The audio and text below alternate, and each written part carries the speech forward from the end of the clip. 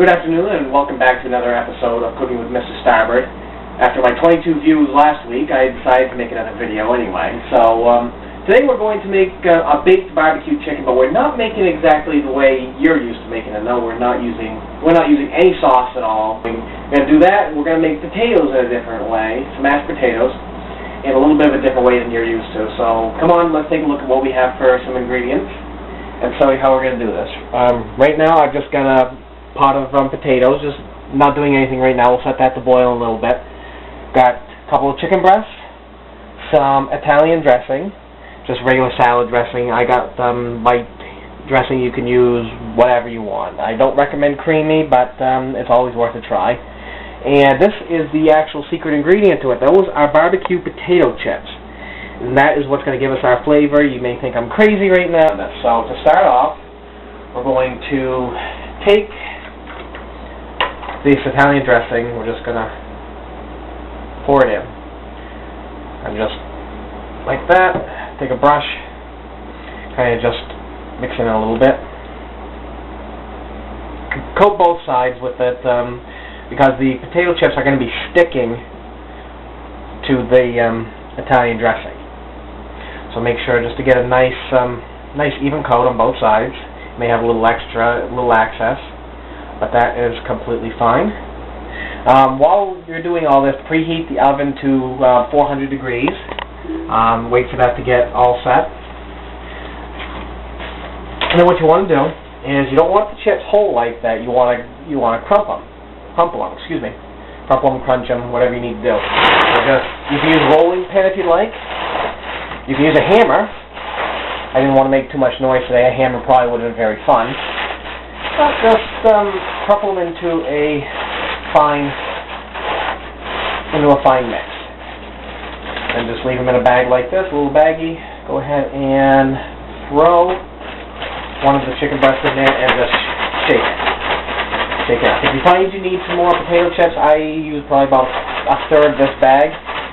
You can always put more in, just follow the same process. This is very, very easy.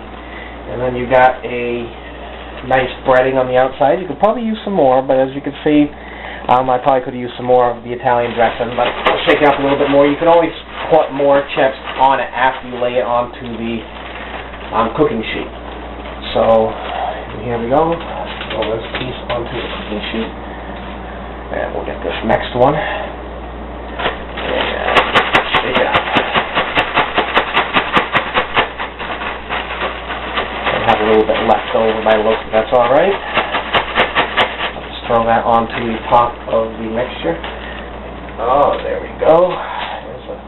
Yeah, that one didn't get coated nearly as well, but as you can see, it's just a thin coating of barbecue potato chips. What this is going to do, this is going to give it the barbecue flavor without adding any sauce. Probably not nearly as healthy, but it will be tasty, I guarantee you that. So just sprinkle that on that, and then once the oven is preheated, we're going to go ahead and throw this chicken into the oven, and it's going to cook for about 20 minutes. And during that time frame, we can set our potatoes to boil. A little reminder for when you're boiling potatoes for a mashed potato or anything like that, cut the potatoes up small.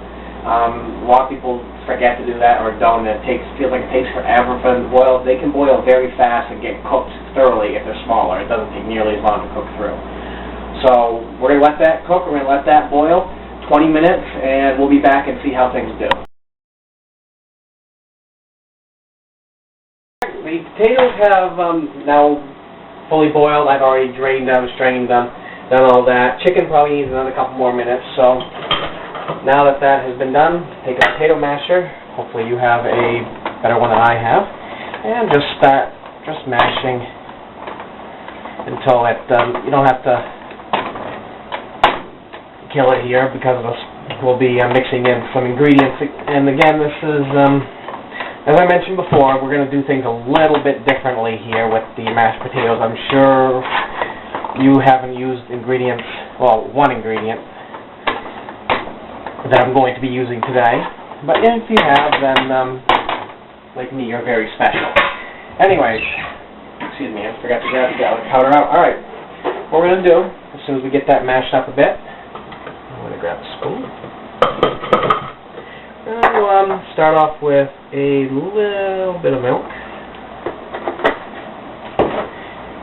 And I'm going to probably grab a spoon as well.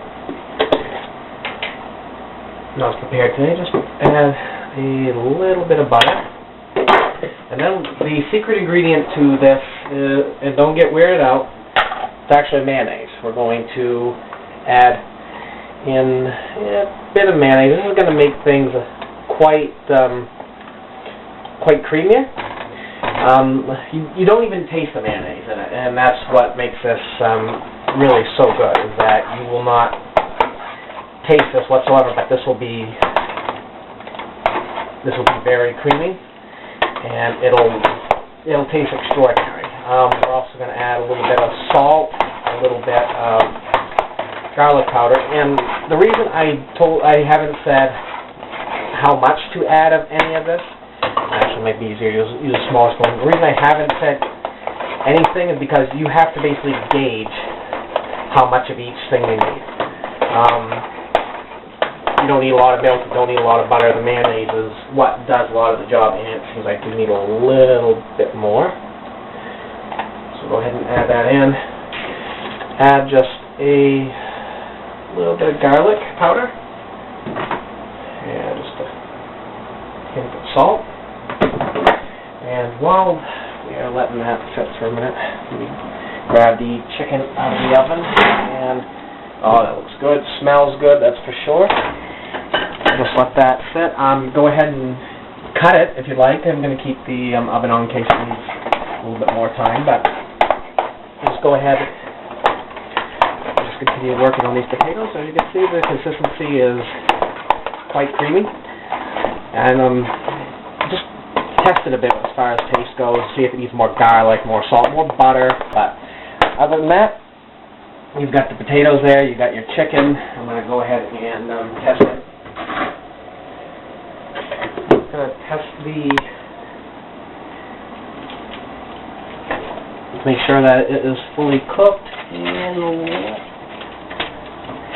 yep, there we go. That's actually quite well done. So about 20 minutes in the oven, and it's good to go. So again, this is not exactly how you normally do things, but it's always fun to experiment with things, and I do hope today that you enjoy cooking with me today. Next time we're going to try something that's probably even a little more zanier than what we saw today. So until next time, I do thank you for joining in today, and hope to see you in again next time. Have a good day.